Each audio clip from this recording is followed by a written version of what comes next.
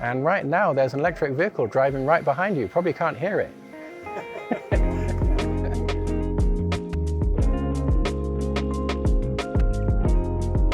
There's more sound from that cherry picker over there than the vehicle.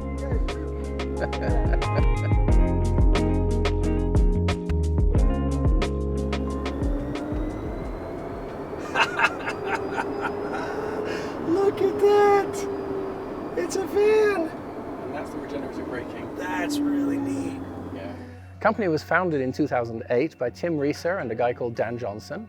Their project was to compete in the Automotive X Prize of 2010, so the team that could make a sports sedan car do 100 miles to the gallon. And the approach that these two guys took was to take a Mazda Miata, put a really swoopy body shell on it, and to equip the vehicle with a hydraulic hybrid regenerative braking system. And that's a hydropneumatic system that captures energy when you're slowing down and delivers it back to the vehicle when you're accelerating. And the overall efficiency budget improves when you do that. But about a year later, they were approached by somebody at an automotive show who gave them the idea that if instead they took the hydraulic hybrid piece and made that a retrofit product for trucks and buses, that's a much easier market to get into. And so at that point, the company pivoted to address the fleet market.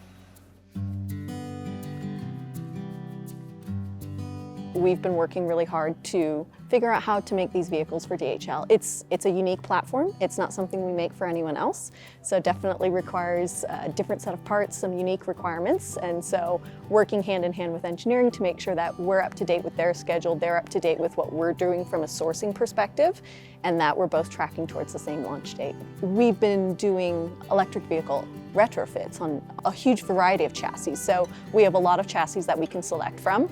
We've also been doing it for so many years that we can do it on an old chassis. We can do it on a 2016 vehicle or a vehicle that was built this year. And we have that engineering capability and expertise to be able to do that.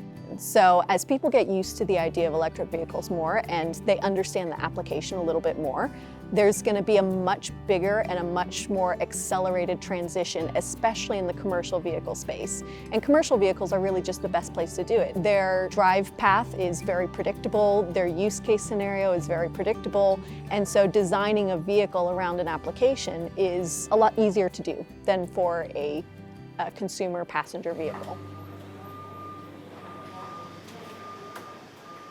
Pretty clean.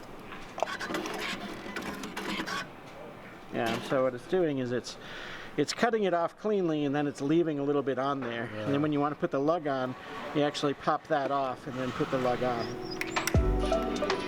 I would say we do a lot of things that other people aren't willing to tackle. So we've never backed down from a challenge. So it gives us an edge because when everybody else says no, we're the ones who say yes. And our customers really appreciate that. And when you're looking for a vehicle to suit your application, you get used to hearing no so many times, you don't even talk to the other companies, you just come straight to Lightning.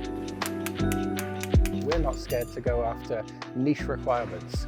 And that means there's some engineering needed on our end quite frequently for individual customer requirements to make sure that it's going to work, make sure it's going to be, safe, FMVSS compliant, and all the rest of it. And in the case of DHL in New York City, they have an unusual requirement, which is they want the electric vehicle, but they don't need a long range. Most people have range anxiety.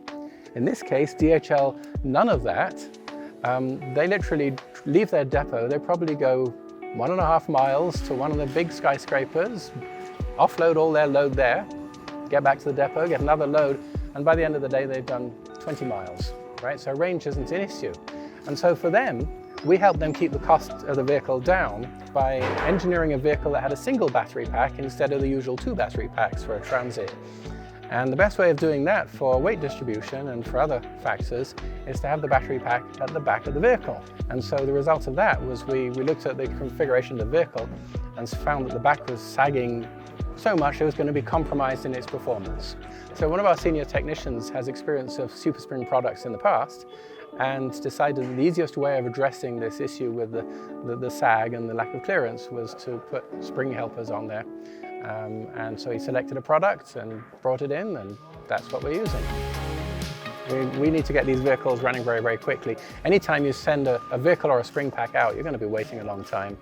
And so just adding the helper that SuperSprings has is the obvious solution. It's just easy to install, installs in 5 or 10 minutes, and you're good to go.